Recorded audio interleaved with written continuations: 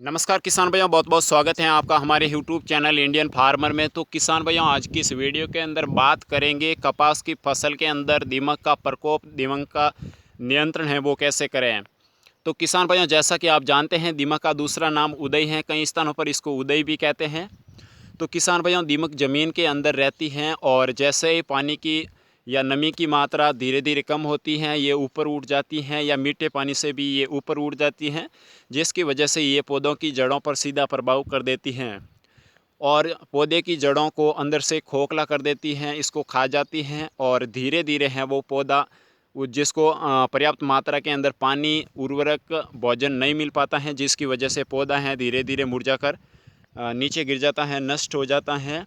जिसकी वजह से आपको जो कपास के अंदर उत्पादन है वो भी कम मिलता है। तो किसान भाइयों, इस वीडियो के अंदर हम जानेंगे रासायनिक तरीके कि आप इसका है जो दीमक का कंट्रोल कैसे कर सकते हैं रासायनिक तरीक़ों से। तो किसान भाइयों, सबसे पहले हम बात करते हैं कि अगर आपके खेत के अंदर दीमक की मात्रा अधिक दिखाई दे रही हैं आपको, या पिछले वर्ष भी आपको इस प्रकार के जो पौधे आपको मिले हैं, तो किसान भाइयों सबसे पहले आपको दिखा देते हैं कि यहाँ पर एक पौधा है जो पूरी तरह से मुरझा जा चुका है और नष्ट हो चुका है। तो इसके अंदर जो है दीमक का प्रभाव है, इनकी जड़ों को है वो खोखला कर देता है। तो इस प्रकार यहाँ से जड़ों को काट लेता है और खोखला कर देता है, जिसकी वजह से इनको जो पर्याप्त मात्रा के अंदर पानी भी नहीं मिल पाता है और ये अपना भोजन है वो नहीं बना पाते हैं। तो किसान भाइयों, अगर पिछले वर्ष भी आपके खेत के अंदर इस प्रकार दीमक की समस्या रही है, तो सबसे पहले आपको जब आप कपास की बुआई करते हैं उस समय आपको कच्चा गोबर नहीं डालना है अपने खेत के अंदर, क्योंकि अगर आप कच्चा गोबर डालेंगे तो वो दीमक का भोजन बनता है और जिसकी वजह से आपकी कपास की फसल को दीमक से नुकसान हो सकता है। दूसरी बात करते हैं किसान भाइयों, अगर आपके खेत के अंदर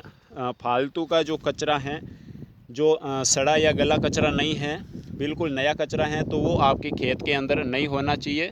क्योंकि ये भी एक दीमक का भोजन बनता है और जिसकी वजह से वो दीमक आपके खेत के अंदर फैलने की जो समस्या है वो अधिक रहती हैं। तो किसान भाइयों, बात करते हैं अगर आपकी कपास की फसल के अंदर फ़िलहाल दीमक की समस्या है और पहले आपने ध्यान नहीं दिया है, तो इसके बारे में आप अब इसकी रोकथाम है वो कैसे कर सकते हैं। तो किसान भाइयों, अगर आपके खेत के अंदर दीमक की समस्या कम दिखाई दे रही हैं, कहीं कहीं पर आपको दिखाई दे रहे हैं कि दीमक पौधे को नष्ट कर रहा है, तो इसके लिए आपको क्लोरोपाइरोफॉस 20% ईसी है इसका यूज करना है, जिससे काफ़ी हद तक इसका है कंट्रोल आप कर सकते हैं। सेकंड बात करते हैं किसान भाइयों, अगर थोड़ी बहुत अधिक मात्रा है दीमक की और जगह जगहों पर पौधों का जो नष्ट होना है, तो इसके लिए आपको क्लोरोपाइरोफॉस 50% ईसी हैं वो भी आप यूज कर सकते हैं। लेकिन किसान भाइयों, अगर क्लोरोपाइरोफॉस भी यहाँ पर काम नहीं करता है, आपने ये भी ट्राई कर लिया है, क्लोरोपाइरोफॉस भी दे दिया है 20% और 50% ईसी भी आपने इसके अंदर दे दिया है, लेकिन फ़िलहाल आपके खेत के अंदर दीमक का कोई भी कंट्रोल नहीं है और धीरे धीरे पौधे हैं वो नष्ट होते जा रहे हैं, तो इसके लिए आपको रिजेंट फिप्रोनिल 5% ईसी है इसका आपको यूज करना है। जी हाँ किसान भाइयों, रिजल्ट हैं वो आपको दो फॉर्म में भी मिल सकती हैं, एक तो आपको उर्वरक के फॉर्म में भी मिल सकती हैं और एक आपको लिक्विड फॉर्म में भी मिल सकती हैं। तो किसान भाइयों, आपको रिजेंट का प्रयोग करना है। रिजेंट का प्रयोग पिछले वर्ष मैंने किया था और इसके अंदर जो मैंने रिजल्ट देखा है बहुत ही अच्छा खासा रिजल्ट मिला है। तो आपको रिजेंट का प्रयोग करना है किसान भाइयों, जिससे दीमक का है वो पूरी तरह से आप इसका है रोकथाम कर सकते हैं।